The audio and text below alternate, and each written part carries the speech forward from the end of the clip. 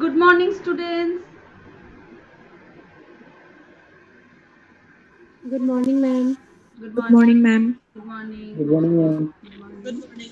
ঠিক আছে Morning, ma'am. আজি আমাৰ ক্লাছ আমি এতিয়া ষ্টাৰ্ট কৰিবলৈ লৈছোঁ এইটো হৈছে সেকেন্ড সেমিষ্টাৰ জেনেৰিকৰ ক্লাছ ডেট হৈছে 31st জুলাই 2021 টাইম হৈছে 11:30 to 12:30 এণ্ড পেপাৰ হৈছে হিউমেন ৰাইটছ এডুকেশ্যন তোমালোকক মই স্ক্ৰীনত দেখি আছোঁ তোমালোকৰ প্ৰফাইল পিক দেখি আছোঁ মই এজনৰ প্ৰফাইল পিক দেখিছোঁ তাত এটা সৰু ছোৱালী তাৰ মুখখন আছে এই একেটাই প্ৰফাইল পিক মই সব ক্লাছত দেখি আছোঁ সেইটো কাৰণে এই প্ৰফাইল পিকটো মোক অকমান এট্ৰাক্ট কৰিলে এতিয়া সেম প্ৰফাইল পিক মই অলমোষ্ট সব ক্লাছত পাওঁ এই সৰু ছোৱালীজনী মেবি বহুত জনপ্ৰিয় হ'ব পাৰে ঠিক আছে তো আমি এতিয়া ক্লাছটো ষ্টাৰ্ট কৰিবলৈ লৈছোঁ আমাৰ ক্লাছ হৈছে হিউমেন ৰাইটছ এডুকেশ্যন তাতে মোৰ ইউনিটটো আছে unit 4 agencies of human rights education পাহি আহা ঋতুপৰ্ণা লাহন তোমাক মই এটা দায়িত্ব দিছোঁ তুমি এই ক্লাছৰ এটা স্ক্ৰীনশ্বট লৈ ল'বা গ্ৰুপৰ এটেণ্ডেঞ্চ হিচাপে জমা দিব লাগিব তুমি সেকেন্ড সেমিষ্টাৰ গ্ৰুপত এই এটেণ্ডেঞ্চটো জমা দি দিবা এতিয়া নালাগে আৰু অকমান ষ্টুডেণ্ট আহি লওক ক্লাছত তুমি মাজতে এবাৰ স্ক্ৰীনশ্বটটো লৈ থবা ঠিক আছে ঋতুপৰ্ণা ঠিক আছে মেম কিমান ষ্টুডেণ্ট আছে সকলো ষ্টুডেণ্টক সামৰি স্ক্ৰীনশ্বটটো লৈ আমাৰ গ্ৰুপত দি দিবা সেকেন্ড সেমিষ্টাৰ গ্ৰুপত তো ষ্টুডেণ্ট আহা আমি টপিক ষ্টাৰ্ট কৰোঁ agencies of human rights education তাৰে আমি ডিছকাছ কৰিলোঁ লাষ্ট ক্লাছত হিউমেন ৰাইটছ কি এটা থুলমূলকৈ আইডিয়া পালোঁ এই লেচনটো বহলাই বাকী শিক্ষকে আলোচনা কৰিব যাক এলট কৰা আছে তো এজেন্সিজ অফ হিউমেন ৰাইটছ এডুকেশ্যনত আমি ডিছকাছ কৰি আছিলোঁ Vienna declaration and programme of action মানৱ অধিকাৰ ৰক্ষা কৰাৰ ক্ষেত্ৰত ভিয়েনা ডিক্লেৰেশ্যন আৰু প্ৰগ্ৰাম অফ একশ্যনে কি কথা কৈছে কি ইম্পৰ্টেণ্ট ৰেকমেণ্ডেশ্যন দিছে সেইটো আমাৰ আধৰুৱা হৈ আছিলে আজি তাকে আমি কণ্টিনিউ কৰিম তো ষ্টুডেণ্ট আমি আমাৰ লাষ্ট ক্লাছত গম পাইছিলোঁ যে মই এতিয়া স্ক্ৰীনটো শ্বেয়াৰ কৰি আছোঁ মই স্ক্ৰীন শ্বেয়াৰ কৰিবলৈ লৈছোঁ আমাৰ ইয়াত দবা পিটা বৰষুণ তোমালোকে শুনি পাইছা ভালকে এইটো নতুন অসমীয়া শব্দ মই শিকিছোঁ সেইটো কাৰণে অসমীয়া শব্দটো কৈ আছোঁ দবা পিটা তোমালোকে শুনি পাইছা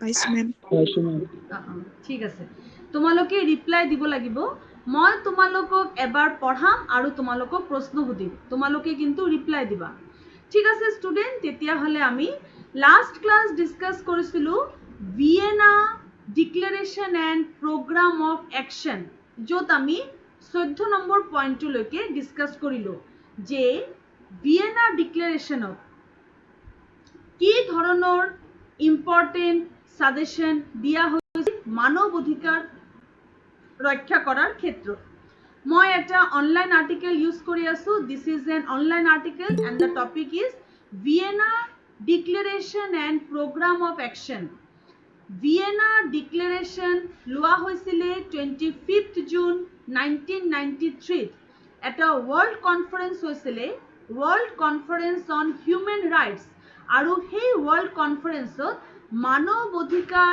ৰক্ষা কৰাৰ কেইটামান ইম্পৰ্টেণ্ট সিদ্ধান্ত লোৱা হৈছিল সেইটো তাক ডিক্লেৰেশ্যন বুলি কয় কেইটামান ইম্পৰ্টেণ্ট সিদ্ধান্ত তাত লোৱা হৈছিল তাৰেই 14 নম্বৰৰ পৰা আজি আমি আৰম্ভ কৰিম যিবিলাক ষ্টুডেণ্টৰ আগৰ ক্লাছটো মিছ হৈ গৈছে তোমালোকে প্লিজ মোৰ ৰেকৰ্ডেড ভিডিঅ'টো চাবা মই ৰেকৰ্ডেড ভিডিঅ' দি থৈছোঁ তোমালোকে প্লিজ সেই ৰেকৰ্ডেড ভিডিঅ'টো চাবা তো এতিয়া আমাৰ 14 নম্বৰ সিদ্ধান্ত কি লোৱা হৈছিল মানৱ অধিকাৰ ৰক্ষা কৰাৰ সিদ্ধান্ত কি ইয়াত কোৱা হৈছে যে the existence of widespread extreme poverty inhibits the full and effective enjoyment of human rights its immediate alleviation and eventual elimination must remain a high priority for international community. ইয়াত কোৱা হৈছে যে মানৱ অধিকাৰ ৰক্ষা কৰাৰ ক্ষেত্ৰত পভাৰ্টি বা দৰিদ্ৰতা এটা বাধা। দৰিদ্ৰতা হ'ল এটা বাধা কাৰণ দৰিদ্ৰ মানুহক শোষণ কৰা হয়। তেওঁলোকে নিজৰ কথা খুলি ক'ব নোৱাৰে, তেওঁলোকৰ মানৱ অধিকাৰ খৰ্ব হয়, তেওঁলোকক বিভিন্ন ধৰণৰ অনৈতিক কাজত লগোৱা হয়, তেওঁলোকক বিভিন্ন বেয়া কামত লিপ্ত কৰা হয়, তেওঁলোকে পইচাৰ কাৰণে বিভিন্ন ধৰণৰ অসামাজিক কামো কৰা দেখা যায়। এইবিলাক যাতে নহয় সেইটো কাৰণে দৰিদ্ৰতা দূৰীকৰণ কৰা, ৰিমুভেল অফ ইলিটাৰেসি, নিৰক্ষৰতা দূৰীকৰণ, ৰিমুভেল অফ পভাৰ্টি, দৰিদ্ৰতা দূৰীকৰণ, এই কামবিলাক হাতত ল'ব লাগিব। তো এইটো এটা ঘোষণা আছিল যে মানৱ অধিকাৰ ৰক্ষা কৰিবলৈ যদি আমি বিচাৰো আমি দৰিদ্ৰতা দূৰ কৰিব লাগিব আৰু এইটো আমি হাতত ল'ব লাগিব। নেক্সট তেওঁ কৈছিল মানে এই ডিক্লেৰেশ্যনত কোৱা হৈছিল, এই কনফাৰেন্সত কোৱা হৈছিল যে respect for human rights and for fundamental freedom without distinction of any kind is a fundamental rule of international human rights law. The speedy and comprehensive elimination of all forms of racism and racial discrimination must be there. তার মানে কি কৈছে student? কৈছে যে মানৱ অধিকাৰ ৰক্ষা কৰিবলৈ হলে জাতীয়তাৰ বিবাদ দূৰ কৰিব লাগিব। জাতি জনজাতিৰ মাজত যেটো বিবাদ হয়, ভাষালৈ বিবাদ, কালচাৰলৈ বিবাদ, সংস্কৃতিলৈ বিবাদ, আমাৰ থিংকিং, আণ্ডাৰষ্টেণ্ডিং, অপিনিয়ন, এইবিলাকৰ যে বিবাদ হয়, এইবিলাকৰ মাজত যে পাৰ্থক্য দেখা যায়, তাৰ কাৰণে যে বিবাদ হয়, সেই বিবাদবিলাক দূৰ কৰিব লাগিব। কোনো ধৰণৰ জাতি, ধৰ্ম, বৰ্ণ নিৰ্বিশেষে irrespective of caste, color, creed, gender, এইবিলাক লৈ কোনো মানুহৰ মাজত যাতে কোনো বিবাদ নহয়, যাতে কোনো উশৃংখলতাৰ সৃষ্টি নহয় সমাজত, কোনো দুটা জাতিৰ মাজত, কোনো দুটা গ্ৰুপৰ মাজত, কোনো দুটা ধৰ্মৰ মাজত যাতে কোনো মতানৈক্য নহয়, কোনো বিবাদ নহয়, সেইটো চোৱা চিতা কৰাটো আমাৰ উচিত। সব ইন্টাৰন্যাশনাল কমিউনিটিয়ে এই কথাটো যাতে লক্ষ্য ৰাখে যে সব জাতি জনজাতি যাতে মিলা প্ৰীতিকে থাকে। সো এইটো হল আৰু এটা ঘোষণা। নেক্সট কোৱা হৈছিলে the World Conference on Human Rights welcomed the progress made in disseminating calls upon the international community and the United Nations system to assist in this process. Okay, তো আমি আৰু এটা পইণ্ট পালো। এই পইণ্টটো মই তোমালোকৰ লগত অকমান আলোচনা কৰি দিছো। কল্যাণ আহিছা, কল্যাণ আহা। ওকে, কল্যাণ জয়েন কৰিছে। তো আমি ইয়াত আৰু এটা পইণ্ট পাইছো, পইণ্ট নাম্বাৰ 16।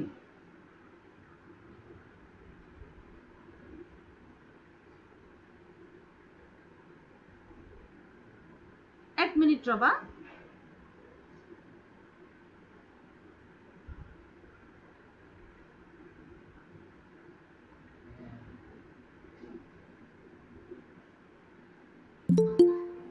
Yes,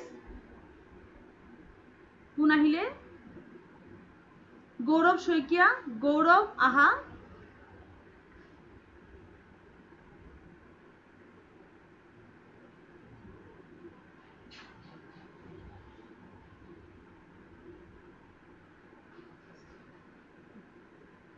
চোৱা ষ্টুডেন্ট, ইয়াত এটা শব্দ ইউজ কৰা হৈছে APARTHEID, apartheid। apartheid মানে কি? এইটো মানে হল segregation on grounds other than race. Yes, segregation on grounds other than race, তার মানে জাতিৰ বাহিৰতেও যেতিয়া কিছুমান জনজাতি বা কিছুমান পাৰ্টিকুলাৰ কমিউনিটিক যেতিয়া সেপাৰেট কৰি থোৱা হয়, অস্পৃশ্য বুলি ভবা হয়, সেপাৰেট কৰি থোৱা হয়, নিজৰ পৰা বেলেগ কৰি থোৱা হয়, বেলেগ ধৰণৰ ব্যৱহাৰ কৰা হয়, সেইটো কিন্তু ভাল নহয়। এই কথাটো ইয়াত কোৱা হৈছে।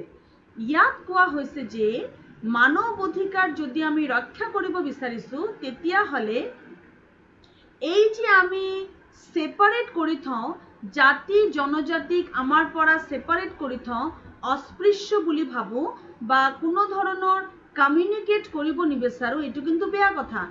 এই কামটো হ'ব নালাগিব, এই কথাটো কৈছে। 17 নম্বৰ পইণ্টটো কৈছে, মই 17 লৈকে লাষ্ট ডিছকাছ কৰিম, তাৰপিছত তোমালোকক সুধিম তোমালোকৰ কিমান মনত আছে। 17 নম্বৰ পইণ্টত এইটো ঘোষণা কৰা হৈছিল যে the acts, methods and practices of terrorism in all its forms and manifestations as well as এক মিনিট ৰবা, পেজটো অকমান আঁতৰি গৈছে। Okay, sorry students, পেজটো অকমান আঁতৰি গৈছিলে। Yes, the acts, methods and practices of terrorism in all its forms and manifestations as well as linkage in some countries to drug trafficking are activities aimed at the destruction of human rights, fundamental freedom and democracy, threatening territorial integrity, security of states. এই কেটা বস্তুৰ ওপৰত যাতে গভৰ্নমেন্টে গুৰুত্ব দিয়ে। তাৰ মানে কি কৈছে স্টুডেন্ট, এই যে চোৱা টেৰৰিজম, আমাৰ দেশত যে হিউমেন ট্ৰাফিকিং হয়, মানুহক বিক্ৰী কৰা হয়, তাৰপিছত বিভিন্ন ধৰণৰ অনৈতিক কাম কাজ যেনেকে ড্ৰাগছ আদান প্ৰদান কৰা, স্মাগলিং কৰা, টেৰৰিজম মানে আতংকবাদ, আতংক সৃষ্টি কৰা, বোমা বাৰুদ দি মানুহৰ জীৱনটো মানে একেবাৰে বেয়া কৰি পেলোৱা, এটা বিশৃংখলতাৰ এটা ভয়ানক পৰিস্থিতিৰ সৃষ্টি কৰা, এইবিলাক যাতে নহয় তাৰ কাৰণে প্ৰতিটো কান্ট্ৰিয়ে ব্যৱস্থা ল'ব লাগিব যাতে শান্তি শৃংখলা বজাই থাকে, তাৰ ওপৰত গুৰুত্ব দিব লাগিব।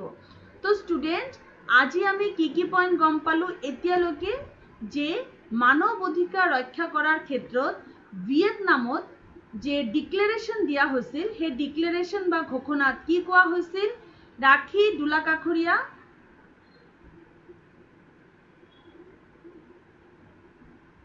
ৰাখি দোলাকাষৰীয়া, আৰ ইউ হিয়াৰিং? তুমি শুনি পাইছা? পাইছো মেম। তুমি কোৱা তো ৰাখি, আজি মই প্ৰথম 3টা পইণ্ট কি কলো? মীনাক্ষী আহা। কোনটো পইণ্ট? এই মাত্ৰ যে মই কলো ভিয়েটনামত যে ওয়াৰ্ল্ড কনফাৰেন্স হৈছিল, সেই কনফাৰেন্স হৈছিল 25 জুন 1993। এই কনফাৰেন্সত মানৱ অধিকাৰ ৰক্ষা কৰাৰ শপত সব কান্ট্ৰিয়ে একেলগে লৈছিল আৰু সেই কনফাৰেন্সত কেইটামান ঘোষণা কৰা হৈছিল যে কি এক্টিভিটি আমি কৰিব লাগিব মানৱ অধিকাৰ ৰক্ষা কৰাৰ। তাৰে আমি 13টা পইণ্ট আগৰ ক্লাছত ডিসকাস কৰিছো, আজি মই 3টা পইণ্ট এই মাত্ৰ ডিসকাস কৰিছো। সেই 3টা পইণ্ট কি ৰাখি? এই মাত্ৰ মই কি কৈছো কোনে ক'ব পাৰিব? ইয়েস ৰাখি। মানৱ অধিকাৰৰ দৰিদ্ৰতা এক, শুনিছেনে মেম? ইয়েস শুনিছো, দৰিদ্ৰতা দূৰীকৰণ, অকমান জোৰকে ক'বা হা ৰাখি। মানৱ অধিকাৰৰ দৰিদ্ৰতা এক বাধা, দৰিদ্ৰতা দূৰীকৰণত এই কামবিলাক হাতত ল'ব লাগে যাতে অসামাজিক কাৰ্যবিলাক হ'ব নোৱাৰে। 2 নম্বৰ পইণ্ট, ভেৰি গুড ৰাখি। 2 নম্বৰ পইণ্ট, জাতি ধৰ্মৰ মাজত বিবাদ নহয় তাৰ প্ৰতিও লক্ষ্য ৰাখিব লাগে। জাতিৰ বাহিৰত যাক বাহিৰত ৰখা হয়, অৰ্থাৎ অস্পৃশ্য বুলি আমি যাক ভাবো, সেয়া আমি ভাবিব নালাগে, সেয়া এক বেয়া কথা। Very good. দৰিদ্ৰতা দূৰীকৰণ, জাতি ধৰ্ম বৰ্ণ নিৰ্বিশেষে সবৰ মাজত শান্তি শৃংখলা বজাই ৰখা, কোনো ধৰণৰ জাতিক সেপাৰেট ভাবিব নালাগে আৰু লাষ্ট পইণ্টটো ডিছকাছ কৰিছোঁ যে আতংকবাদ টেৰৰিজম দূৰ কৰিব লাগে। এতিয়া আমি আৰু এটা পইণ্টলৈ যাওঁ, আমি পইণ্ট নম্বৰ 20 লৈকে ডিছকাছ কৰিম। আমাৰ নেক্সট পইণ্টটো কি কোৱা হৈছে চোৱা, human rights of women of the girl child are an inalienable, integral, indispensable part of universal human rights. The full and equal participation of women in political, civil, economic, social, cultural life at the national, regional and international level, and the eradication of all forms of discrimination on grounds of gender are priority objectives of the international community. Okay, ইয়াত কি কোৱা হৈছে student মোৰ এটা habit আছে, যেহেতু মোৰ গোটেই ক্লাছবিলাক চলি থাকে। ছোৱালীজনী আকৌ আহিছে, শিখাশ্ৰী গোহাঁই। তোমাৰ যেটো ফটো চাইছো মই, ইউ won't believe যে সেম ফটো মই প্ৰতিটো ক্লাছত প্ৰতিদিন দেখি আছো। মেবি ছোৱালীজনী বৰ জনপ্ৰিয়, ঠিক আছে। তো ষ্টুডেণ্ট, মই তোমাক এই পইণ্টটো ডিছকাছ কৰাৰ আগতে আৰু এটা পইণ্ট কৈছোঁ। মোৰ এটা হেবিট হ'ল যে মই প্ৰতিটো দেশৰ কথা জানিবলৈ খুব ভাল পাওঁ, দেশ বিদেশৰ কথা মোৰ খুব এটা হবি। সেইটো কাৰণে মই ইউটিউবত ট্ৰেভেল কৰি থাকোঁ। লকডাউনততো এনে ট্ৰেভেল কৰিব নাই পৰা, ইউটিউবত ট্ৰেভেল কৰিছোঁ। মই অকল সব দেশ মাৰি মাৰি চাওঁ। কালি চাইছিলোঁ জিম্বাবৱে, আগদিনা চাইছিলোঁ ইজৰাইল। ভাৰতৰ লগত ইজৰাইল দেশৰ কি কি ডিফাৰেন্স আছে, আমেৰিকাৰ কি সিস্টেম আছে, ইউকেৰ আশ্চৰ্যজনক কথা কি, ইউকেৰ লাইফষ্টাইল কি, আমেৰিকান লোকৰ থিংকিং কি, ইজৰাইল কালি চালোঁ, পাকিস্তান চালোঁ। কেতিয়াবা মই মুছলিম কাণ্ট্ৰি একেলগে কমপ্লিট কৰোঁ, তাৰপিছত আকৌ ইণ্ডিয়াৰ বিভিন্ন জাগাবিলাকৰ আশ্চৰ্যজনক কথা মই জানিবলৈ বিচাৰোঁ। প্ৰতিদিন মই এনেকুৱা এটা ভিডিঅ' চামেই, তেনেকুৱা দেশ বিদেশৰ কথাবিলাক জানি খুব ভাল লাগে। তাৰ পৰা মই এটা আশ্চৰ্যজনক কথা গম পাইছোঁ, যেটো মই ইয়াত কাণ্ট্ৰিৰ নামটো নকওঁ, নামটো মেনশ্যন নকৰোঁ, কিন্তু মই গম পাইছোঁ যে কিছুমান কাণ্ট্ৰি আছে য'ত লেডিছৰ পঢ়া শুনাৰ ওপৰতে বেণ্ড কৰা হৈছে। বেণ্ড, লেডিছৰ পঢ়া শুনা কৰিব নোৱাৰিবা। যদি তুমি পঢ়া শুনা কৰা তেতিয়াহ'লে তুমি শাস্তি পাবা। আকৌ এনেকুৱা কাণ্ট্ৰি আছে য'ত তোমাৰ যদি পঢ়া শুনাত 2 লাখ টকা খৰচ হৈছে, 2 লাখ টকা যদি তোমাৰ খৰচ হৈছে, 2 লাখ টকাতকৈ আমাৰ বহুত টকা খৰচ হয়। তুমি ক্লাছ 1ৰ পৰা হিচাপ কৰিলে তোমাৰ বহুত টকা খৰচ হৈ গৈছে। তো যেতিয়া তোমাৰ 2 লাখ হৈ যাব, খৰচটো 2 লাখ হোৱাৰ পাছত তুমি গভৰ্ণমেণ্টক টেক্স দিব লাগিব। তুমি কিয় পঢ়া শুনা কৰিছা, তুমি যিহেতু পঢ়া শুনা কৰিছা আৰু 2 লাখ টকা তোমাৰ খৰচ হৈ গৈছে, সেইটো ডাঙৰ লছ হৈছে। সেইটো কাৰণে তুমি গভৰ্ণমেণ্টক এতিয়া টেক্স দিব লাগিব। চোৱা কিমান আশ্চৰ্যজনক কাণ্ট্ৰি আছে, কিমান বেলেগ বেলেগ কথা আছে। কিছুমান জাগাত নাৰী শিক্ষা লোৱাৰ কাৰণে যুঁজি আছে, আৰু আমাৰ দেশত আমাৰ মা দেউতা আমাক অনুপ্ৰাণিত কৰিছে আৰু বেছি পঢ়া শুনা কৰা, আৰু আগবাঢ়ি যোৱা। আমি কিমান ভাগ্যৱান, কিমান ভাগ্যৱতী যে আমি পঢ়া শুনা কৰাৰ এনেকুৱা এটা সুযোগ পাইছোঁ। কিছুমান জাগাত পঢ়া শুনা কৰি আছে কাৰণে মানুহে গুলি পৰ্যন্ত খাইছে, গুলি খাইছে পঢ়া শুনা কৰি আছে কাৰণে। তো এই ধৰণে মানৱ অধিকাৰ খৰ্ব হৈছে।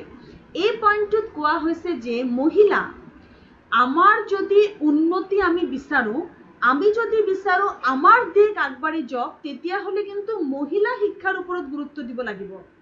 কাৰণ এজন মহিলাই গোটেই ঘৰৰ শিক্ষা ব্যৱস্থাত সামৰি লৈ ল'ৰা ছোৱালীক ডাঙৰ দীঘল কৰিব পাৰে।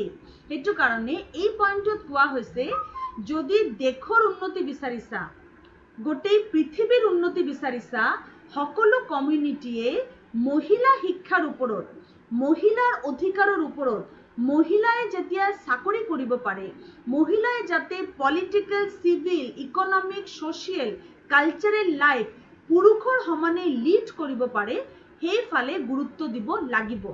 মহিলাৰ উন্নতিৰ ওপৰত গুৰুত্ব দিব লাগিব। That is point number 18। Point number 19ত কোৱা হৈছে যে এই পাৰ্টিকুলাৰ পইণ্টত কোৱা হৈছে considering the importance of the promotion and protection of the rights of persons belonging to minorities and the contribution of such promotion and protection to the political and social stability of the states in which such persons live. ইয়াত কৈছে যে minority SC আমাৰ দেশত minority হ'ল SC, ST, OBC, MOBC, women আৰু children. তোমাৰ শুনিলে অকমান দুখ লাগিব, কিন্তু গাৰ্লছ আমি কিন্তু মাইনৰিটিৰ ভিতৰত পঢ়ো। আমাৰ সংখ্যা কিন্তু কম আছে। এইটো এটা ৰিচাৰ্চ কৰি পোৱা গৈছে। তাৰ কাৰণটো হৈছে ভ্ৰূণ হত্যা। সৰুতেই ভ্ৰূণ হত্যা কৰা, ছোৱালীক মাৰি পেলোৱা। এতিয়াও এই বস্তুটো কিন্তু কিছুমান জাগাত আছে, বন্ধ হোৱা নাই। এবৰ্শন কৰি দিয়া, মেল চাইল্ড পোৱাৰ কাৰণে ফিমেল চাইল্ডক এবৰ্শন কৰি দিয়া, খুবেই জঘন্য কথা এইটো, কিন্তু উপায় নাই, এই কথাটো আছে। ৰিচেণ্টলি মই এটা নিউজ পাইছোঁ, এই দেশ বিদেশৰ কথা ষ্টাডি কৰোঁতে কৰোঁতে এটা নিউজ পাইছোঁ যে এজন লেডি তেওঁ বিচাৰিছিলে যে তেওঁৰ মেল চাইল্ড হোক, বয় হোক, হৈ গৈছে ফিমেল গাৰ্ল। তেওঁ কি কৰিছে, সেই বাচ্চাটো জন্ম হোৱাৰ লগে লগে সেই বাচ্চাটোক মাৰি তেওঁ কুলাৰৰ ভিতৰত ভৰাই থৈছে, এচিৰ ভিতৰত বাচ্চাটোক ভৰাই থৈছে। পিছত পুলিচে তেওঁক উদ্ধাৰ কৰিব পাৰিছে। পুলিচে সেই বাচ্চাটোক বিচাৰি উলিয়াইছে, বাচ্চাটোতো মৰি গৈছে, আৰু পুলিচে সেই মাক শাস্তি দিছে। তো এইটো একেবাৰে ৰিচেণ্ট কেছ। সেইটো কাৰণে ষ্টুডেণ্ট আমি মাইনৰিটি, আমাৰ সংখ্যা তেনেই কম। SC, ST, OBC, MOBC, women আৰু children মাইনৰিটিৰ ভিতৰত পৰে আমাৰ দেশত। তো ষ্টুডেণ্ট এই পাৰ্টিকুলাৰ পইণ্টত কোৱা হৈছে যে মাইনৰিটিক গুৰুত্ব দিব লাগিব। মাইনৰিটিৰ লগত কোনো ধৰণৰ শোষণ হ'ব নোৱাৰিব। তেওঁলোকৰ physical, mental, Morrell, social, emotional exploitation হ'ব নোৱাৰিব।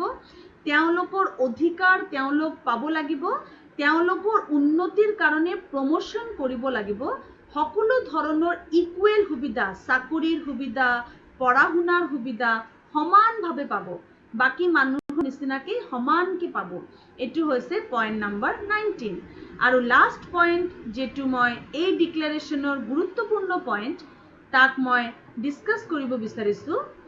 এই ডিক্লেৰেশ্যনৰ লাষ্ট পইণ্টটো হৈছে পইণ্ট নম্বৰ 20। এই পইণ্টটোত কোৱা হৈছে World Conference on Human Rights recognizes the inherent dignity and the unique contribution of indigenous people to the development and plurality of society and strongly reforms the commitment of the international community to their economic, social and cultural well-being and their enjoyment of the fruits of sustainable development. States should ensure the full and free participation of indigenous people in all aspects of society, in particular in matters of concern to them. খুব ভাল point এইটো। এই পইণ্টত কৈছে যে ভাৰতীয় indigenous, অকল ভাৰতীয়ই নহয়, সব দেশৰে হিষ্ট্ৰী আছে। তুমি পঢ়ি চাবা ষ্টুডেণ্ট, তোমাৰ খুব ভাল লাগিব। ইজিপ্ট কাণ্ট্ৰিটো কেতিয়াবা চাৰ্চ কৰিবা ইণ্টাৰনেটত। ইজিপ্টৰ হিষ্ট্ৰী, মাই গড, কি ভাল লাগে। আমাৰ দেশৰ হিষ্ট্ৰী, মই মহেঞ্জোদাৰো, তাৰ ওপৰত যে মই কিমান ভিডিঅ' চাইছোঁ, কি ধৰণৰ হাৰাপ্পা সংস্কৃতি কেনেকৈ ডেভেলপ হ'ল, কেনেকৈ তাৰ আগবাঢ়ি গ'ল, মই খুব চাইছোঁ। এই পইণ্টটোত কোৱা হৈছে যে আমি আমাৰ সংস্কৃতি পাহৰি গ'লে নহ'ব। আমাৰ যে ভাৰতত যেনেকৈ আছে নামঘৰ, মাক্তাব, মাদ্ৰাছা, পৰিষদ, গুৰুকুল, পাঠশালা, টোল, সত্ৰ, এইবিলাক পইণ্ট যে আছে, এইবিলাক যে আমাৰ দেশৰ সংস্কৃতি আছে, এই সংস্কৃতিবিলাক পাহৰি গ'লে নহ'ব। ইণ্ডিজিনাছ চিষ্টেমটো পাহৰি গ'লে নহ'ব। আমাৰ সংস্কৃতিৰ লগত আমি আগবাঢ়ি যাব লাগিব। তেনেকৈ প্ৰতিটো দেশৰ সংস্কৃতি আছে, প্ৰতিটো দেশৰে কেইটামান হিষ্ট্ৰী আছে। এই হিষ্ট্ৰী বা তেওঁলোকৰ দেশৰ যেটো পৌৰাণিক চিন্তাধাৰা বা ভাৱধাৰা তাকো আমি লগতে লৈ যাব লাগিব। সেইটো কাৰণেই আমাৰ দেশত এতিয়াও পূজা পাতল, ৰামায়ণ মহাভাৰত, বিদেশত বাইবেল এই বস্তুবিলাকৰ ওপৰত কিন্তু সম্পূৰ্ণ গুৰুত্ব দিয়ে। তো মানৱ অধিকাৰ ৰক্ষা কৰিবলৈ হ'লে পৌৰাণিক সংস্কৃতিক আগবাঢ়ি লৈ যাব লাগিব। তো আমি এতিয়া কি ডিসকাস কৰিলো? ঋষিকন্যা বিদাস, ঋষিকন্যা কোৱা, আমি কোন তিনটা পয়েন্ট ডিসকাস কৰিলো? ম্যাম শুনিছেনে? হেল্ল' মেম ঋষিকন্যা শুনিছেনে? কোৱা, শুনি পাইছো। হয় মেম। মেম আমাৰ দেশত প্ৰকৃতাৰ্থত আমাৰ দেশ আগবাঢ়ি যাবলৈ হ'লে প্ৰত্যেক জাতি নাৰী শিক্ষাত গুৰুত্ব দিব লাগিব আৰু নাৰীয়ে যাতে ৰাজনৈতিক, অৰ্থনৈতিক, সামাজিক আদি সকলো ক্ষেত্ৰতে আগবাঢ়িব পাৰে Yes. সেই ক্ষেত্ৰত গুৰুত্ব দিব লাগিব। সেইটো এটা পইণ্ট মেম। বাহ, ভেৰি নাইস। মেম শুনিছেনে? ভেৰি হয় নাইস। ঋষিকন্যা, বহুত দিনৰ মূৰত তোমাৰ মাত শুনিলো। ভাল লাগিলে। হয় ঠিক আছে। আচ্ছা, এইকেইটা হ'ল মানৱ অধিকাৰত কোৱা ভিয়েটনামৰ মুখ্য পইণ্ট কেইটা। মই 20টা মুখ্য পইণ্ট আগতে ডিসকাস কৰিলো আৰু এই যে কমপ্লিট ডকুমেণ্টটো আছে, এই ডকুমেণ্টটো মই আপলোড কৰিম গুগল ক্লাছৰুমত। তোমালোকে গুগল ক্লাছৰুম জইন কৰিছানে? সবে জইন মেম কৰিছে আই কৰিছো। থিংক? ইয়েস। কৰিলো মেম। ঋতুপৰ্ণা, কল্যাণী, ৰাখী, সুৰজিৎ, অভিষেক, শিখাশ্ৰী, আই হোপ তোমালোকে সবে জইন কৰিছা। কৰিছো মেম। Very good. তুমি সম্পূৰ্ণ document, this is very important document আৰু এইটো একেবাৰে অরিজিনাল ডকুমেন্ট। ইয়াত তুমি আটাই কেইটা ইম্পর্টেন্ট ইনফরমেশন পাই যাবা, আটাই কেইটা পাই যাবা। টোটাল 75টা ঘোষণা আছে, তাৰে আটাইতকৈ ইম্পৰ্টেণ্ট 20টা ঘোষণা মই আলোচনা কৰিলো। এই আটাইকেইটা ঘোষণা তুমি একেলগে পাই যাবা মই এই পাৰ্টিকুলাৰ ডকুমেণ্টটো গুগল ক্লাছৰুমত আপলোড কৰিম। তো আমি আমাৰ ফাৰ্ষ্ট টপিকটো পালো, যে টপিকটো হ'ল ডিক্লেৰেশ্যন। মানৱ অধিকাৰ ৰক্ষা কৰাত কি কি ডিক্লেৰেশ্যন কৰা হৈছিলে, কি কি ডিক্লেৰেশ্যন হাতত লোৱা হৈছিলে। ঠিক আছে, এতিয়া মই আকৌ এটা নতুন টপিকৰ ফালে গৈছো তোমালোকৰ সিলেবাসৰ। তোমালোকে মই পঢ়ুৱাটো বুজি পোৱা student?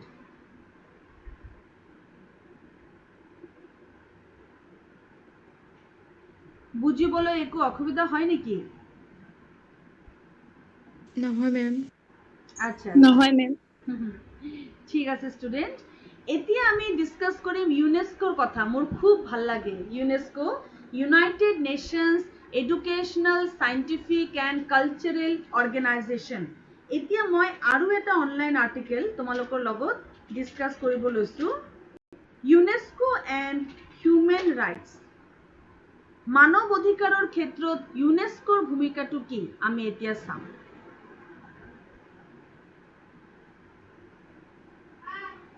UNESCO and Universal Declaration on Human Rights. Human ৰাইটসৰ ক্ষেত্ৰত ইউনেস্কোৰ মতামতটো কি? আই হোপ কোনোবা আহিছে। ইয়েস, নিকশ ৰঞ্জন ভূঞা। নিকশ ৰঞ্জন আহা। আমি এতিয়া ডিসকাস কৰি আছো আৰু এটা topic, UNESCO and the universal declaration of human rights. Yes, এইটো খোল খাইছে। UNESCO and the universal declaration of human rights. তো মই তোমালোকৰ লগত এই কমপ্লিট আৰ্টিকেলটো ডিসকাস কৰিম। মই ইয়াৰ স্ক্ৰীনশ্বট এতিয়া শ্বেয়াৰ কৰিম।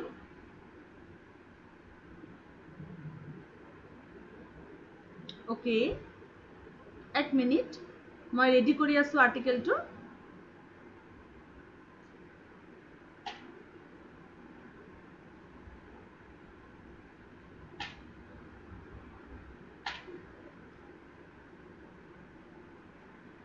Yes, the article is coming. UNESCO and human rights. Yes. Yes, the article is ready. তো আমি আৰ্টিকেলটো পাই গৈছো। মই এতিয়া তোমালোকৰ লগত আকৌ স্ক্ৰীনটো শ্বেয়াৰ কৰিবলৈ লৈছোঁ।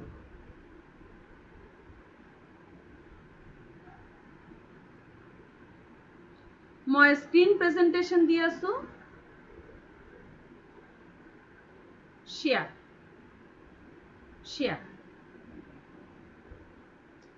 তো মানৱ অধিকাৰ সম্পৰ্কে ইউনেস্কোয়ে কি কৈছে?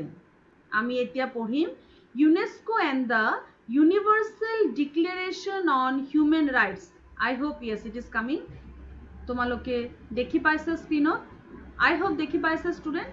মনোযোগ দি শুনিবা, তুমি আকৌ ৰিপ্লাই দিব লাগিব। তো ইউনেস্কোৰ ৰেকমেণ্ডেশ্যন কি? United nation educational scientific and cultural organisation মতে ভাৰতীয় শিক্ষা বা বৈদেশিক শিক্ষা সংস্কৃতি সকলো ফালৰ পৰা মানৱ অধিকাৰক কেনেকৈ আমি ৰক্ষা কৰিব পাৰি, এইটো হ'ল আমাৰ টপিক। ঠিক আছে? আচ্ছা, এতিয়া আমি টপিকটো আলোচনা কৰিছোঁ। চোৱা ষ্টুডেণ্ট, ইউনেস্কোৰ প্ৰথম কথাটোৱে কি? ইউনেস্কোৰ কথা অকণমান জানি লওঁ। In 1947, UNESCO created a committee on the theoretical basis of human right. UNESCO নিজে 1947ত আমি যেতিয়া স্বাধীনতা পাইছিলোঁ, ইউনেস্কো তেতিয়া এটা কমিটি ক্ৰিয়েট কৰিছিল। For what? কেলে ক্ৰিয়েট কৰিছিল? ক্ৰিয়েট কৰিছিল for intellectual, philosophical and political improvement. আৰু সেই কমিটিত আছিল intellectuals, philosophers and political scientist. এই কমিটিৰ পাৰ্পজ আছিল philosophical foundations of human rights, মানৱ অধিকাৰ সম্পৰ্কে গুৰিৰ পৰা জনা, মানৱ অধিকাৰৰ থিয়ৰিটো জনা। সেইটোৱে তেওঁলোকৰ মেইন উদ্দেশ্য আছিল যে মানৱ অধিকাৰৰ থিয়ৰিটো তেওঁলোকে যাতে জানক আৰু যাতে তেওঁলোক ফেচিলিটেট কৰক, মানৱ অধিকাৰক যাতে তেওঁলোকে ৰক্ষণাবেক্ষণ দিয়ক, ৰক্ষা কৰক যাতে মানৱ অধিকাৰক। তেতিয়াহ'লে ষ্টুডেণ্ট 1947ত ইউনেস্কো পোন প্ৰথমবাৰৰ কাৰণে এই মানৱ অধিকাৰ ৰক্ষা কৰাৰ এটা কমিটি গঠন কৰিছিল।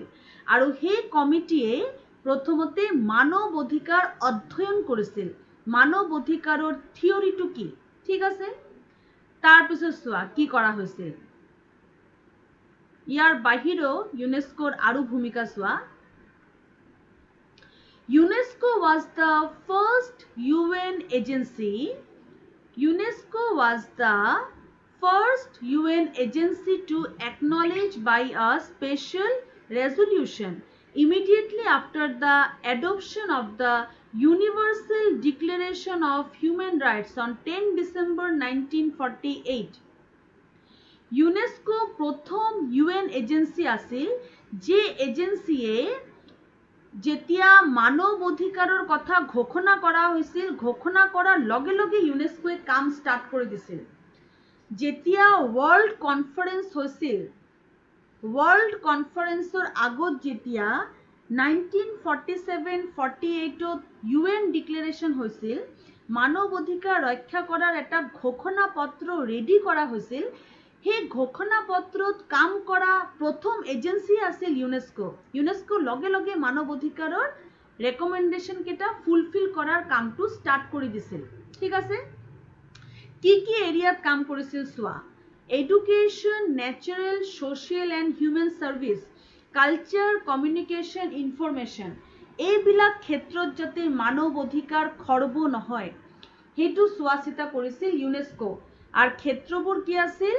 Education, natural, social, human science, cultural, communication and information, এই পাৰ্টিকুলাৰ এৰিয়াৰ ওপৰতে কাম কৰিবলৈ ইউনেস্কো ষ্টাৰ্ট কৰি দিছিল।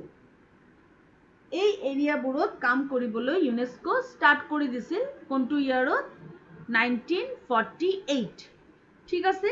এতিয়া চোৱা ইউনেস্কোৰ কামবিলাকৰ ভিতৰত কি কি পৰে।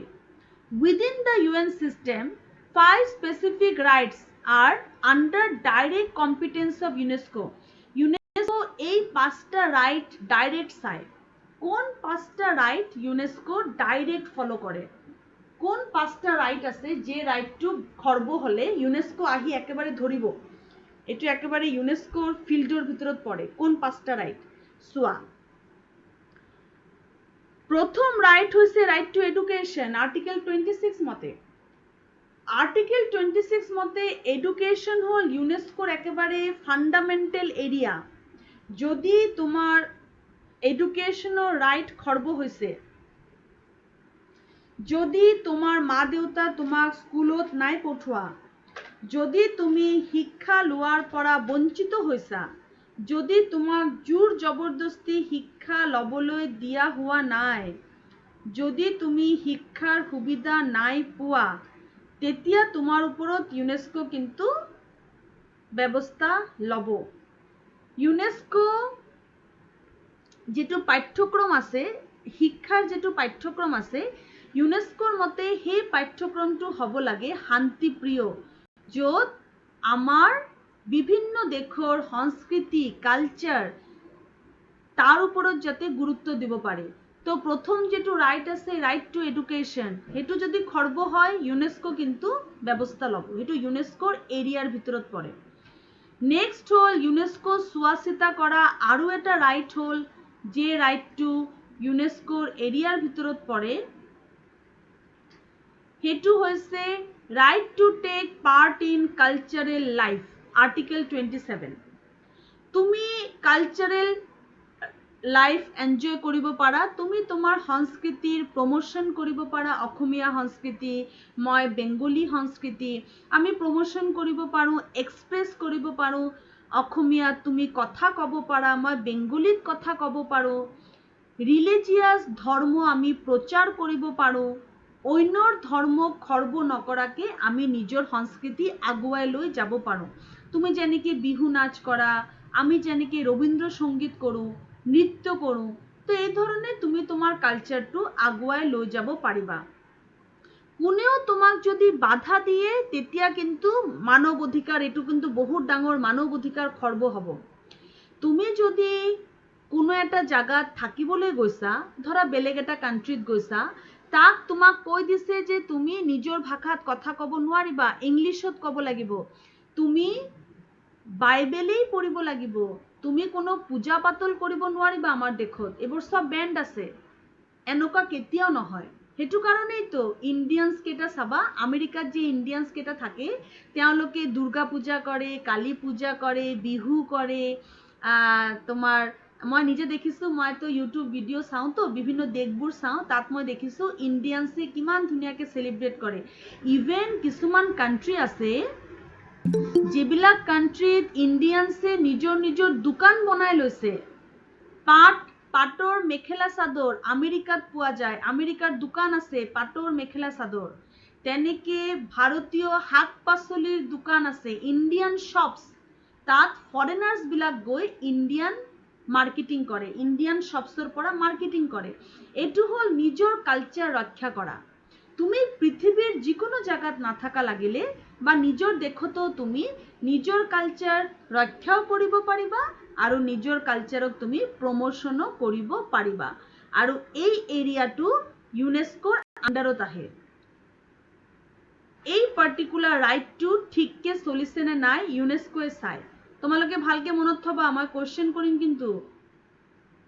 নেক্সট চোৱা, right to enjoy the benefits of scientific progress, article 27। যিকোনো দেশ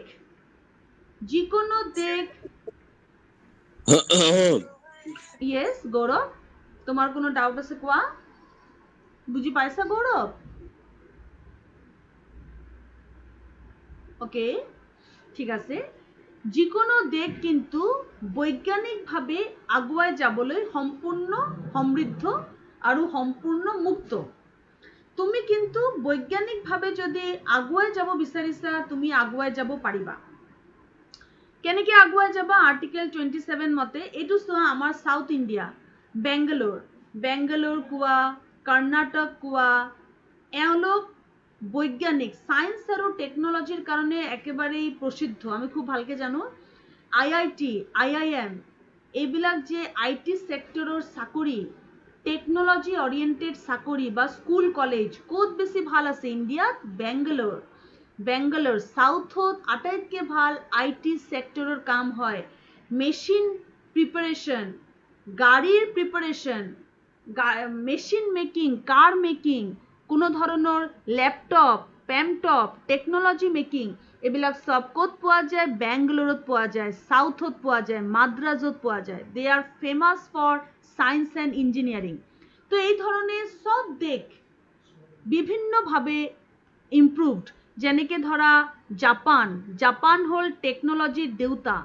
জাপান এনেকুৱা এটা কাণ্ট্ৰি, তাত তুমি যে বস্তু পাবা তেনেকুৱা টেকনলজি তুমি বেলেগ কোনো দেশত পোৱাটো ইমান উজু নহয়, বেলেগ দেশত নোপোৱা। জাপান একেবাৰে ইউনিক টেকনলজিৰ ক্ষেত্ৰত। তো এই ধৰণে তুমি নিজৰ দেশৰ টেকনলজি ইম্প্ৰুভ কৰিব পাৰিবা, নিজৰ দেশৰ টেকনলজি ইম্প্ৰুভ কৰিব পাৰিবা। ছিংগাপুৰ সব অট'মেটিক। ছিংগাপুৰত এনেকুৱা ৰবট আছে তোমাক খুৱাই দিব। কি ভাল হ'লেহেঁতেন চোৱা। খুৱাই দিব তোমাক, কুকিং কৰিব তোমাৰ কাৰণে, ঘৰৰ সব কাম কৰিব, মানে চিটি ৰবট 2.0 চিটি, তোমাৰ একেবাৰে পাৰ্চনেল চিটি তোমাৰ লগত থাকিব। তোমাৰ কাপোৰ ধোৱা, বাচন মাজা, ঘৰ ঝাৰু, ঘৰ মোচা, তোমাক ভাত খুৱাই দিয়া, সব কাম তোমাৰ কৰি দিব। আই হোপ এনেকুৱা যদি আমিও পালোহেঁতেন। উপায় নাই, কি কৰিবা, নিজৰ নিজৰ ভাগ্য, বিভিন্ন দেশৰ বিভিন্ন কোৱালিটি কেৰেক্টাৰিষ্টিক্স। তো ষ্টুডেণ্ট, এই ধৰণে তুমি কিমান বৈজ্ঞানিকভাৱে উন্নত কৰিব পাৰা নিজক, সিমানেই তুমি কৰা ৰাইট আছে। কোনোবাই যদি বাধা দিয়ে তেতিয়া বিপদ হ'ব। তো এইটো আৰু এটা সাইন্টিফিক প্ৰগ্ৰেছ কৰাৰ তোমাৰ ৰাইট আছে। আৰু এটা হ'ল ইউনেস্কোৰ আণ্ডাৰত পৰে যেটো এৰিয়া, এইটো হৈছে আৰ্টিকেল 19 মতে right to freedom of opinion and expression. তুমি কিন্তু অপিনিয়ন দিব পাৰিবা, নিজকে এক্সপ্ৰেছ কৰিব পাৰিবা। সব দেশত নহয় ষ্টুডেণ্ট, তুমি এক্সপ্ৰেছ কৰিব পাৰিবা, ঠিক আছে, কিন্তু তুমি কোনো দেশৰ মুখ্যমন্ত্ৰী, প্ৰধানমন্ত্ৰী, গভৰ্ণৰ, তেওঁলোকৰ সম্পৰ্কে কোনো নেগেটিভ মন্তব্য দিব নোৱাৰিবা। তাত বহুত ডাঙৰ বিপদ আছে তেনেকুৱা যদি মন্তব্য দিয়া। কালি মই চাইছিলোঁ এটা কাণ্ট্ৰি, মই অকণমান নামটো পাহৰি গৈছোঁ, কালি মই এটা কাণ্ট্ৰি চাইছিলোঁ যেটো কাণ্ট্ৰিত তোমাৰ 60 lakhs ইণ্ডিয়ান কাৰেঞ্চিত 60 লাখ টকা, 60 lakhsলৈকে তোমাৰ জৰিমনা হ'ব পাৰে যদি তুমি সেই দেশৰ 60 lakhsলৈকে তোমাৰ জৰিমনা হ'ব পাৰে যদি তুমি সেই দেশৰ মুখ্যমন্ত্ৰী, প্ৰধানমন্ত্ৰী, গভৰ্ণৰ, ৰাষ্ট্ৰপতিক যদি কোনো ধৰণৰ কুমন্তব্য কৰা, 6 বছৰৰ জেল পৰ্যন্ত হ'ব পাৰে। সেইটো কাৰণে এক্সপ্ৰেছন দিব পাৰা তুমি, কিন্তু এই অপিনিয়ন যাতে সামাজিকভাৱে স্বীকৃতিপ্ৰাপ্ত হয়। তুমি কোনো ভুল কথা, কোনো ধৰণৰ বেয়া কথা কিন্তু ক'ব নোৱাৰিবা, আদাৰৱাইজ তোমাৰ এক্সপ্ৰেছ কৰাৰ অপিনিয়ন দিয়াৰ অধিকাৰ আছে। নেক্সট যেটো ইউনেস্কোৱে চাই, যে ডিপাৰ্টমেণ্টটো ইউনেস্কোৱে চাই, সেই ডিপাৰ্টমেণ্ট হৈছে ৱাটাৰ এণ্ড চেনিটাইজেশ্যন। ইয়েছ, এইটো কি হ'ল, এইটো ঘূৰি গ'ল কেলে, দেখি পাইছে তোমালোকে? Yes, okay, water and sanitation, এইটো চোৱা, ৱাটাৰ এণ্ড চেনিটেশ্যন। ষ্টুডেণ্ট চোৱা, আমি সকলো দেখে কৈ আছোঁ যে এনভাইৰনমেণ্ট ভাল কৰিব লাগে, কিন্তু ইজৰাইল হ'ল এনেকুৱা এটা কাণ্ট্ৰি, যে কাণ্ট্ৰিয়ে কোনো কথা কোৱা নাই, চুপচাপ গছ লগাই দেখাই দিছে। ইজৰাইলত পৃথিৱীৰ আটাইতকৈ বেছি গছ গছনি আছে। তুমি অকণমান যাবা গছৰ ছাঁ, গাড়ীখন চলাই থাকিলে লাগিব তুমি ক'ত আহি গৈছা। কি ধুনীয়া ৰাস্তা, পকা ৰাস্তা, আৰু দুইফালে খালি গছেই গছ। ইজৰাইল হ'ল পৃথিৱীৰ ভিতৰত এনেকুৱা এটা দেশ, যে দেশে দেখাই দিছে যে পৰিৱেশ কেনেকৈ সংৰক্ষণ কৰিব লাগে। ইজৰাইলে গছ লগাই দেখাই দিছে, বাকী মানুহে খালি আলোচনা কৰোঁতে গৈছে যে হ'ব লাগে। ইজৰাইলে ৱৰ্ল্ড এনভাইৰনমেণ্ট ডেত ৰেকৰ্ড কৰিছে পৃথিৱীৰ আটাইতকৈ বেছি গছ লগাইছে আৰু আটাইতকৈ কম গছ মৰিছে, কাৰণ আমি এনভাইৰনমেণ্ট ডেতে আমাৰ আটাইতকৈ বেছি গছ মৰে, কাৰণ সেইদিনা আমি সোনকালে গছ লগাওঁ আৰু গছকেইটাৰ পিছত মৰি থাকে। কিন্তু ইজৰাইলে আটাইতকৈ বেছি গছ লগাইছে আৰু ৰেকৰ্ড কৰিছে এইটো গছ লগাই। তো এই কথাটো, গছ গছনি যেতিয়া থাকিব পৰিৱেশত, তেতিয়া আমি বায়ু পাম, বতাহ পাম, ৱাটাৰ পাম, চেনিটেশ্যন পাম, কিমান সুবিধা হ'ব। চোৱা, ইজৰাইল কাণ্ট্ৰিটোত কি আছে জানা নাই? ইজৰাইলত ৱাটাৰৰ প্ৰব্লেম আছে, ঠিক আছে। তেওঁলোকে সেই বস্তুটোক কেনেকৈ চেলেঞ্জ হিচাপে লৈছে, তেওঁলোকৰ যিটো বেয়া পানী ওলাই যায়, সেই পানীটোক তেওঁলোকে ৰিচাইকেল কৰি সেই পানীটোক একেবাৰে চাফা পানী বনাই দিছে। 90% ইজৰাইল হ'ল এনেকুৱা এটা কাণ্ট্ৰি, যে কাণ্ট্ৰিয়ে তেওঁলোকে অলৰেডি ইউজ কৰা পানীৰ 90% ৰিইউজ কৰিব পাৰিছে, আকৌ ইউজ কৰিব পাৰিছে, যেটো একেবাৰে এটা অদ্ভুত কথা। বাকী কাণ্ট্ৰিয়ে এইটো চাবলগীয়া কথা। আৰু এনেকুৱা এটা কাণ্ট্ৰি আছে ডুবাইৰ কথা কেতিয়াবা ক'লে তুমি আচৰিত হৈ যাবা।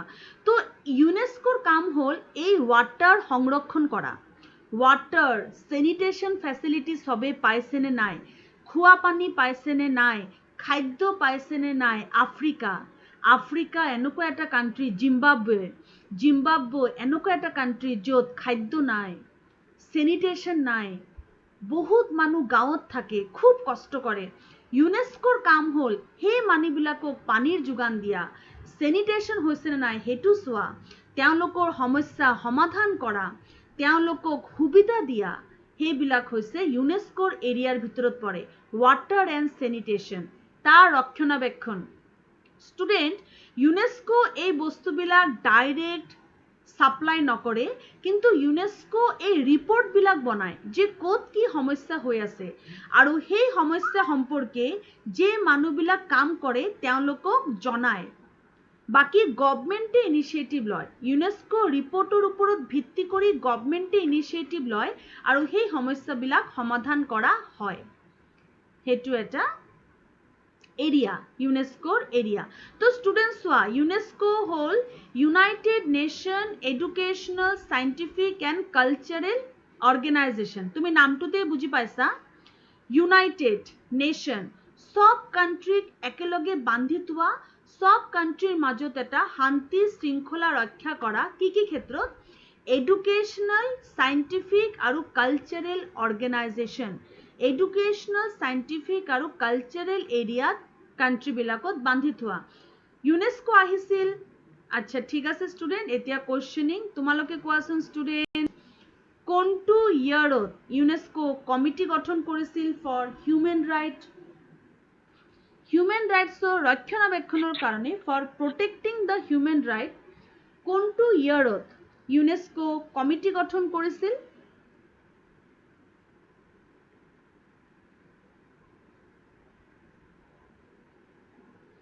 কোনে ক'ব? সুৰজিত শৰ্মা। সুৰজিত কোৱাচোন, কোনটো ইয়াৰত ইউনেস্কো কমিটি গঠন কৰিছিল for protection of human rights? 1947 আৰু ইয়েছ, 1947ত কমিটি গঠন কৰিছিল আৰু 48ৰ পৰা কাম কৰিবলৈ ষ্টাৰ্ট কৰি দিছিল। কমিটিখন গঠন হৈছিল 47ত, কাম কেতিয়া হৈছিল? 48ত। বুজি পাইছা সুৰজিত? আচ্ছা, এতিয়া ইউনেস্কোৰ ফুল নেম কি? What is the full name of UNESCO? এইটো মোক ক'ব অভিষেক বৰুৱা। অভিষেক, কোৱা ইউনেস্কোৰ সম্পূৰ্ণ নামটো কি?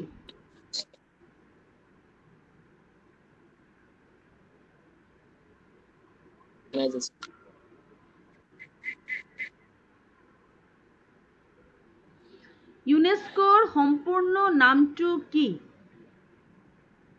হেল্ল' মেম, শুনিছে? শুনিছো।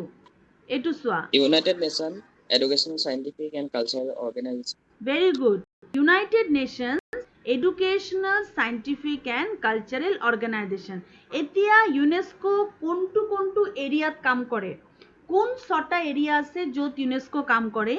মই এতিয়া সুধিম এই কথাটো। অ'কে,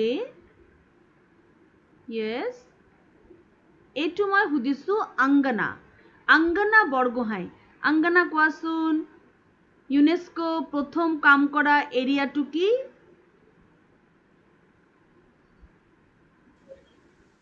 আংগনা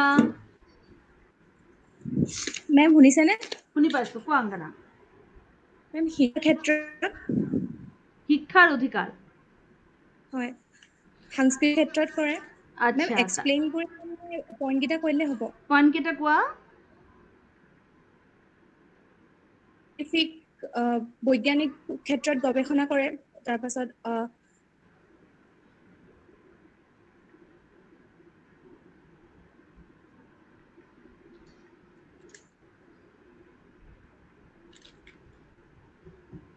য়েছ য়েছ অপিনিয়ন দিয়ে এক্সপ্ৰেছ কৰে আমি অপিনিয়ন আৰু এক্সপ্ৰেছন দিয়াৰ আমাৰ ৰাইট আছে তাক ৰক্ষা কৰে হয় তাৰপিছত water and sanitation water and চেনিটেশ্যনৰ ৰক্ষণাবেক্ষণ দিয়ে আমাক কোন কোন ক্ষেত্ৰত ৰক্ষণাবেক্ষণ দিয়ে শিক্ষাৰ ৰাইট আছে আমাৰ সেইটো আমি পাৰিছোঁ নে নাই সেইটো চোৱা চিতা কৰে আমাৰ কালচাৰেল লাইফ লিড কৰাত যাতে কোনো সমস্যা নহয় তাক চোৱা চিতা কৰে সাইন্টিফিক প্রোগ্রেস প্রতিটো দেশ যাতে বৈজ্ঞানিকভাবে আগবাড়ি যাওক তার কারণে উপযুক্ত রিসোর্সর যোগান ধরে আমার ওপিনিয়ন আর এক্সপ্রেশন যাতে আমি সামাজিকভাবে স্বীকৃতিপ্রাপ্ত উপায়ে দিব পাৰোঁ তাৰ কাৰণে আমাক ৰক্ষণাবেক্ষণ দিয়ে আমাৰ ওয়াটাৰ আৰ স্যানিটেশনৰ সহায় কৰে ওয়াটাৰ আৰ স্যানিটেশন যাতে আমি এই সুবিধাবিলাক সহজতে পাব পাৰোঁ তাক এটা সুবিধা কৰি দিয়ে তো এইটো হ'ল ইউনেস্কোয়ে মানৱ অধিকাৰ ৰক্ষা কৰাৰ ক্ষেত্ৰত কৰা কেইটামান কাম য়েছ এতিয়া মই তোমালোকৰ লগত আলোচনা কৰিব বিচাৰিছোঁ ইউনাইটেড নেশ্যন এণ্ড মানৱ অধিকাৰ এই কথাটো মই আজিৰ 2টা বজাৰ ক্লাছত আলোচনা কৰিম 2টা বজাৰ ক্লাছত আমি খুব ইণ্টাৰেষ্টিং এটা টপিক আছে মই এটা কাম কৰিম ষ্টুডেণ্ট মই বিভিন্ন দেশৰ কিছুমান ইণ্টাৰেষ্টিং কথা তাৰ লগত সংগতি ৰাখি তোমালোকৰ এই টপিকটো আলোচনা কৰিম তোমালোকৰ ভাল লাগিব তেতিয়া আজিৰ 2টা বজাৰ ক্লাছত আমি আলোচনা কৰিম United nation and human rights মানৱ অধিকাৰ ৰক্ষা কৰাত ইউনাইটেড নেশ্যনৰ কি কাম হয় আৰু তাৰ পিছত আমি আলোচনা কৰিম NHRC national human right commission আৰু SHRC state human rights commission তো তোমালোক 2টা বজাৰ ক্লাছত আহি যাবা আৰু ঋতুপৰ্ণা এই ক্লাছৰ স্ক্ৰীনশ্বট তুমি ললা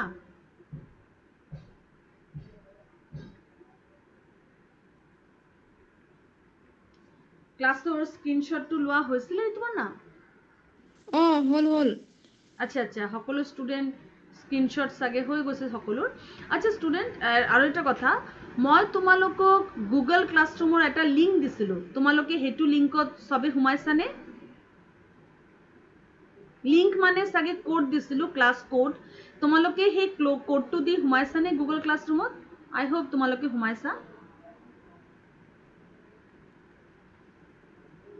হয় মেম ঠিক আছে তো তোমালোকে যদি গুগল ক্লাছৰুমত সোমাইছা এই যে মোৰ টপিকবিলাক আছে তাৰ হাৰ্ড কপি মই যে ডিছকাছ কৰি আছোঁ এই টপিকবিলাকৰ হাৰ্ড কপি মই গুগল ক্লাছৰুমত দি দিম তোমালোকে তাৰ পৰা ডাউনলোড কৰি পঢ়িব পাৰিবা নিজে যেটো বুক তুমি ফলো কৰি আছা সেই বুকছৰ লগে লগে গুগল ক্লাছৰুমত দিয়া সেই টপিকছবিলাকো তোমালোক ডাউনলোড কৰিব পাৰিবা বুকছৰ ক্ষেত্ৰত পৰাগ ৰাজখোৱা ছাৰৰ এটা বুক আছে মানৱ অধিকাৰ আৰু শিক্ষা আৰু মানৱ অধিকাৰ এনেকুৱা হ'ব পাৰে নামটো বা মানৱ অধিকাৰ আৰু শিক্ষা হ'ব পাৰে তোমালোকে সেই বুকটো ল'ব পাৰা মাৰ্কেটৰ পৰা যেহেতু এতিয়া পৰীক্ষা পাইছে তুমিতো পঢ়িব লাগিব সেই বুকটো ল'ব পাৰা নহলে পৰাগ ছাৰৰ লগত তুমি আলোচনা কৰিব পাৰা কোনটো বুক ল'লে ভাল হ'ব মানৱ অধিকাৰৰ ওপৰত লাহে লাহে কিন্তু তোমালোকে বুক লোৱাৰ টাইম হৈছে মই তোমালোকক হোম এছাইনমেণ্ট আই হোপ তোমালোকক মই হোম এছাইনমেণ্ট দিছোঁ তোমালোক সেকেন্ড সেমিস্টার জেনারেল মই কৰক দিছিলোঁ আচ্ছা ঠিক আছে তোমালোকক অতি সোনকালে মই হোম এছাইনমেণ্ট দিম আৰু অকমান পঢ়াই লওঁ হোম এছাইনমেণ্ট কেইটা সময়তে জমা দিবা গুগল ক্লাছৰুমত জমা দিবা মই তোমালোকক গুগল ক্লাছৰুমতে তোমালোকৰ হোম এছাইনমেণ্ট চেক কৰি মাৰ্কছ দি দিম ঠিক আছে ষ্টুডেণ্ট তেতিয়াহ'লে আমি আকৌ লগ পাম 2টা বজাৰ ক্লাছত ঠিক আছে bye bye students Thank you, ma'am.